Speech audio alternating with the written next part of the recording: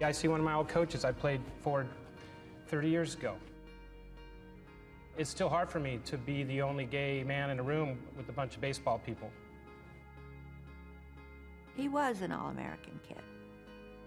He just was. All my life, all I ever wanted to do was make my dad proud of me. I got married right out of college, and I found myself, I was in the big leagues at 22 years old. Deep drive, right center field, Billy Beane, grand slam. He was a really good player. Could hit, had power, had great speed. And as an outfielder, he was amazing. That is gonna be caught by Billy Beane. What a sensational catch. But you just sensed there was some tension or darkness that he was carrying around. He seemed annoyed sometimes and a little bit maybe angry, and I never could put my finger on it. I was playing for the Padres and hiding somebody, pretending they didn't exist in my life, and it wasn't easy. I think Billy became very good at segregating two distinct parts of his life. Caught by Billy Beane. And I think he, at times in the locker room and on the field, was acting. We were raised in a very tough, strict Catholic environment. There was nowhere to go. Maybe somehow I gave the false impression that something like that would bother me. One of the great regrets of my life is not trusting this sport to be supportive. We were very close. It kind of pains me now to think about kind of what he was going through. Accidentally, my story came out. And I never planned on coming out. I certainly didn't want to be famous for being gay. But that's exactly what happened to me. All right, that show tonight will be a good one. Bob will take care of it for us. 9 o'clock on the MLB Network. The story of Billy Beane. That will be a very interesting show. In this day and age, I think it would be all right. Obviously, 15 years ago, who knows how this baseball would have reacted. Here's Brad Ausmus, manager of the Tigers. You saw him in a little excerpt. He, of course, a teammate of Billy with San Diego between 93 and 95. Brad, nice to talk to you. Christopher Russo, how are you today, okay? I'm doing great, Chris. How are you? Okay, thanks very much. You played forever, Brad. You're one of the cerebral types, catcher. You're one of the good guys. You had no idea, right, with the 3 years with the Pods? You never saw a sign, never something weird? You never suspected anything from the Billy Beane being a teammate? No, I never did. As a matter of fact, going back before the '94 strike, when Major League players still had roommates before the change and everyone got their own room following the strike, Billy and I were roommates for a number of months, maybe for a good portion of the season, if not the whole season.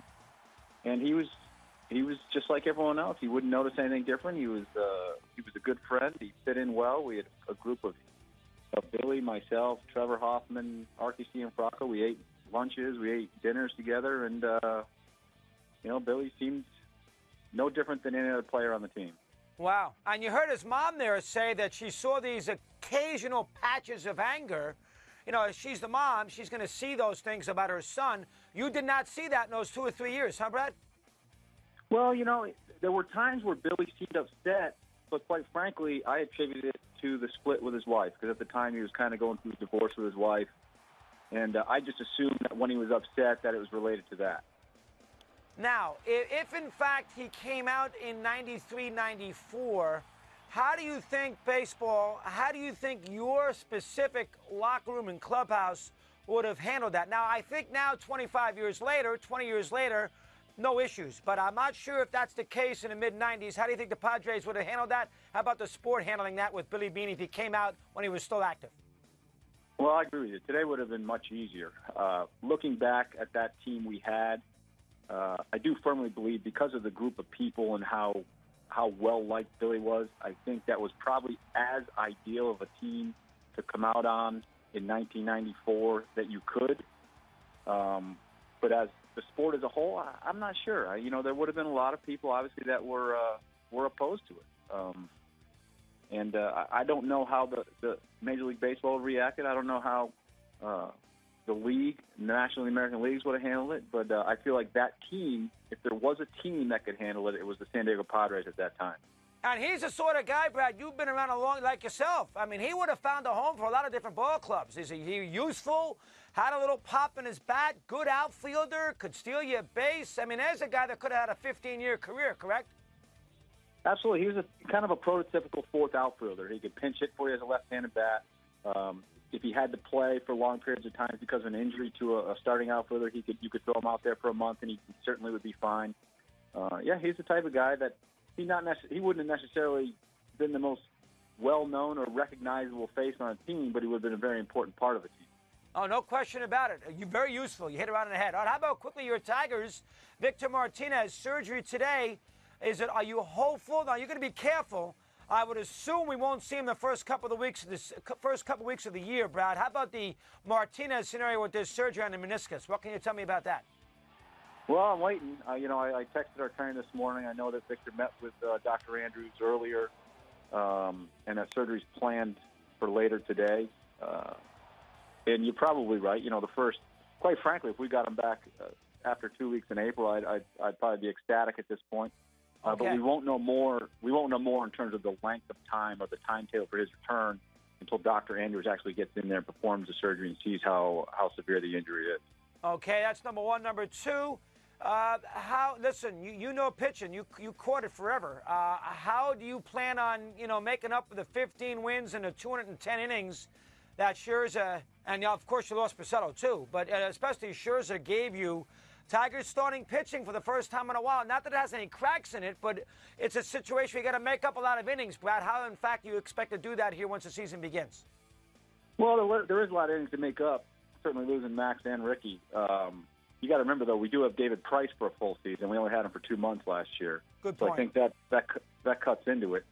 And we have Alfredo Simon, who really kind of came into his own. We're hoping he can repeat what he did last year in Cincinnati, obviously. And Shane Green is a guy that we really like. This is a guy with grade A stuff, with swing and miss cutter / slider, great movement on his fastball, including velocity up to the mid-90s. Sometimes on his four-seamer a little bit over 95. So these aren't slouches that we're throwing out there. So we feel good about the guys. But I do think the one thing that everyone forgets is we did not have David Price for 6 months last year. We had him for 2 months. And he's generally known for amassing innings. Yeah, look at me. I forgot about it. Excellent point. One last thing, Brad, to you personally. Last year that was a tough transition following Leland. You seemed to stay out of the way. Everybody got an idea what you were about. You treaded lightly. You did a great job of really fitting in seamlessly in that in the Tiger hierarchy. What sort of changes? What do you like to see yourself do a little differently here in year 2 of your career?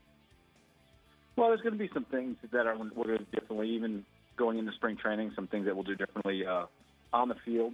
I think the clubhouse worked outstanding. I think we got a great group of guys. The clubhouse was fine. I really don't expect many changes there, although we do have some new personnel, and we're going to miss some of the guys that we lost, like Max, Vic Porcel, Torrey Hunter. Those were great clubhouse guys. But the guys that remain from last year's team are also very good, and I expect that to be easy. So, there's not going to be a ton of changes. I will say this. A year later, going to spring training, and I head there next week, I'm much more comfortable in terms of knowing the personnel. Last year, I walked into an organization where I didn't really know a lot of the players. I knew some of the staff. I knew Dave Dombrowski, but only knew him for a few months. And now I'm going in knowing when I walk around Comerica Park who the people are, what their names are, and I know the personalities of the players and the abilities of the players. So I'm much more comfortable from that angle going to Lakeland. Well, I can tell you're an ex-catcher. You're smart. I can talk to you forever. Very good, Brad. Thanks for a few minutes. We appreciate it. Take care. All right, Chris. Thanks.